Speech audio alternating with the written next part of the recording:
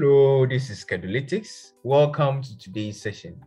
In today's brief video, we're looking at the concept regression analysis.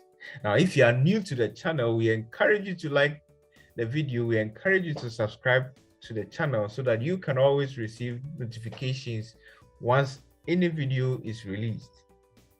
Now, if you watch this video right to the very end, you will be able to know two things. One, you will be able to know the use of regression analysis. And two, you'll be able to know how to evaluate the performance of a regressional model or a predictive model. Now, let's start.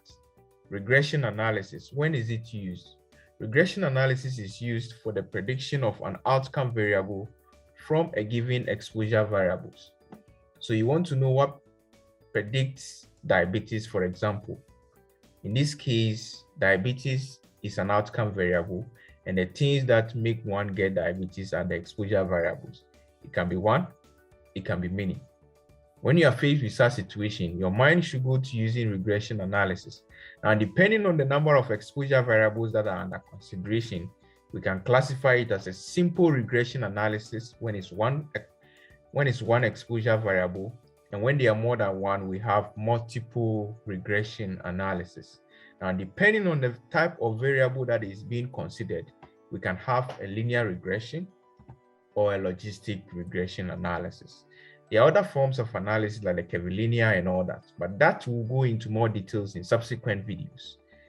Now, how do we evaluate a model's performance?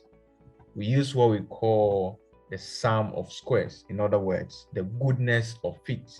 What is it all about? Well, it's simply a measurement of how close the actual data points are to the modeled regression line. So we have the regression line, and we see how the actual data points vary along, or how they are close to the modeled regression line.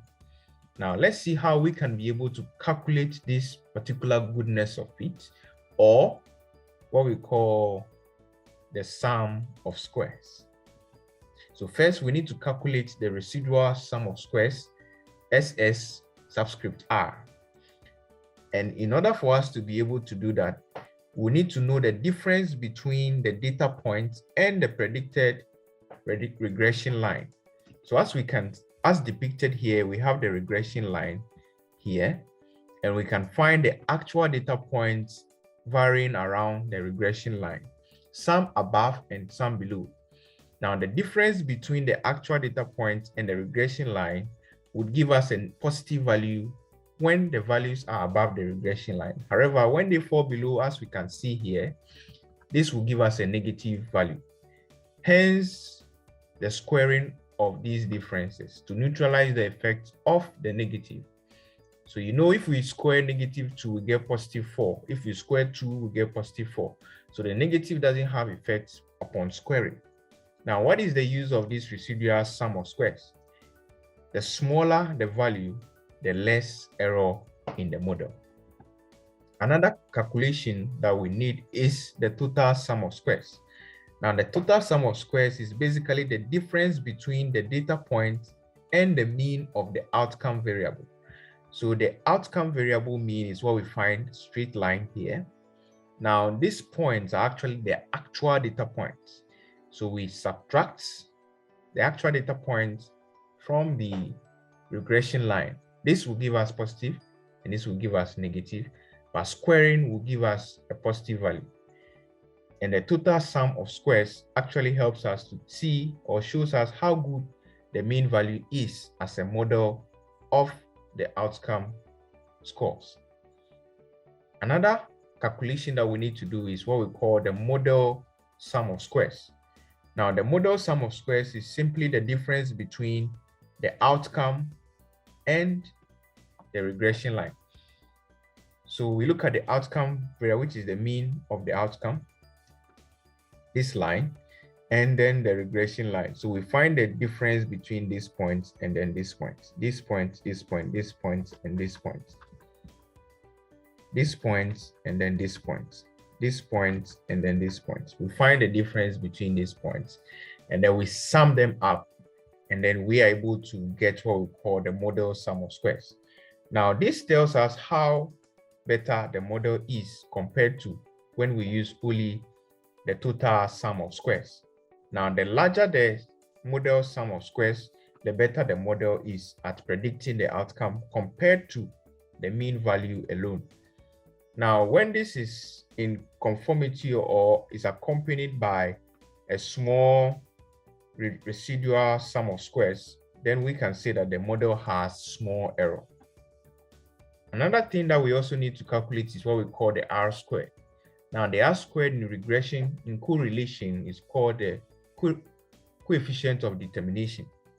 Now, here, the calculation of the R squared is basically the model sum of squares divided by the total sum of squares. And this tells us how much of the variation in the dependent variable can be predicted by the independent variable or variables. Now, lastly, we calculate the F statistic. Now, the F statistic is basically an improvement in the prediction of the model sum of squares and then the residual sum of squares. So this is an improvement upon these two sum of squares. And the value or the formula for calculating that is the mean of the model sum of squares divided by the mean of the residual sum of squares. Now, the interpretation that we can give to the F value is that when it is large or the larger the F value, the better the model. Now, these are key facts about regression analysis, which we have learned. First, we have learned that it is used when we intend to predict or build a predictive model given some exposure variables. We've also come to see that it can be simple, multiple, and depending on the variable type, it can be either a logistic or a linear regression.